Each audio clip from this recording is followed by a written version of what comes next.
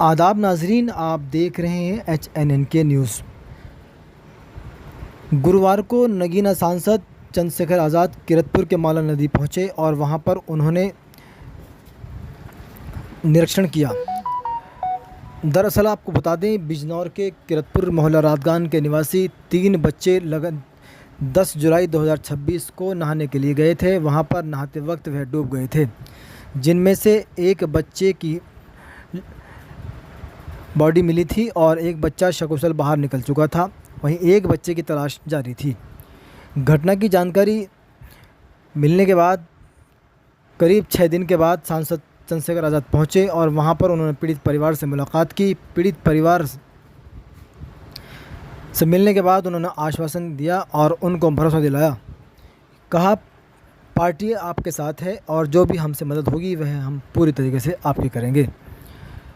इस दौरान उन्होंने चेयरमैन अब्दुल मन्नान की भी खूब प्रशंसा की और कहा कि चेयरमैन अब्दुल मन्नान ने लगातार खूब मेहनत की है और सारे शहर के लोगों ने मेहनत की है जो बच्चा मिला है।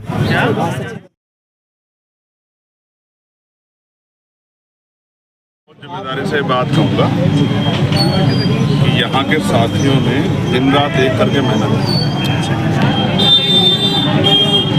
लेकिन 2 बच्चे जिनको हम बचाने में कामयाब रहे। एक बच्चा जो पानी के बहाव से थोड़ा साइड हो गया था, वो बच गया। आप बेटर जानते हैं, आप अच्छी तरह जानते हैं, आप इसी क्षेत्र में हैं कि मालन का जो पानी है उसका बहाव जब बारिश होती है इतना बढ़ जाता है कि उस पर कोई काबू नहीं है और कोई बाउंड्री वाल तो है नहीं। पानी खेतों तक चला जाता है, कई जगह और जगह को नुकसान पहुंचाता है। तो सब, अब वो छोटे थे, नादान थे, उनको नहीं पता था कि इस पानी का मुकाबला नहीं हो सकता, हाथी से भी ज़्यादा पानी। तो वो जब फंस गए तो इसके नुकसान उनके परिवारों को आज उठाना पड़ा। और लगातार मन्नान भाई ने और तमाम यहाँ के क्षेत्र के, मैं तो इस पूरे कस्बे के लोगों को कहूँगा, यहाँ के अधिकारियों ने जिस तरह की मेहनत की है, ये अथक प्रयास था कि वो दूसरा बच्चा हम लोग ढूंढने में कामयाब हो। एक बच्चा अभी भी नहीं मिला। वो इसलिए नहीं मिला क्योंकि ये नदी जो है मालन, इसमें मिट्टी भी आती है और मिट्टी कभी कोई कुंड बना देती है, कभी किसी कुंड को भर देती है। कहाँ बैठ गया है ज़मीन में किसी को पता नहीं। तो प्रशासन ने भी लगातार हमारे टच में रहते हुए NDRF, SDRF, बोरवेल जो भी कर सकते थे, इन लोगों ने पूरी ताकत लगाई है। अभी हमें कुदरत के ऊपर भरोसा है कि बारिश वगैरह दोबारा अगर हो तो हो सकता है कि वो बाहर आ जाए। तो किसी ने कमी नहीं छोड़ी, जनप्रतिनिधियों ने कमी नहीं छोड़ी। और लगातार मन्नान भाई ने और तमाम यहाँ के क्षेत्र के, मैं तो इस पूरे कस्बे के लोगों को कहूँगा, यहाँ के अधिकारियों ने जिस तरह की मेहनत की, ये अथक प्रयास था कि वो दूसरा बच्चा हम लोग ढूंढने में कामयाब हो। एक बच्चा अभी भी नहीं मिला। वो इसलिए नहीं मिला क्योंकि ये नदी जो है मालन, इसमें मिट्टी भी आती है और मिट्टी कभी कोई कुंड बना देती है, कभी किसी कुंड को भर देती है। कहाँ बैठ गया है ज़मीन में किसी को पता नहीं। तो प्रशासन ने भी लगातार हमारे टच में रहते हैं, NDRF, SDRF, बोरवेल जो भी कर सकते थे, इन लोगों ने पूरी ताकत लगाई है। अभी हमें कुदरत के ऊपर भरोसा है कि बारिश वगैरह दोबारा अगर हो तो हो सकता है कि वो बाहर आ जाए। तो किसी ने कमी नहीं छोड़ी, जनप्रतिनिधियों ने कमी नहीं छोड़ी, अधिकारियों से ने कमी नहीं छोड़ी है। लेकिन पीड़ित परिवारों की आर्थिक स्थिति बड़ी खराब है, इस बात को लेकर मुझे चिंता है।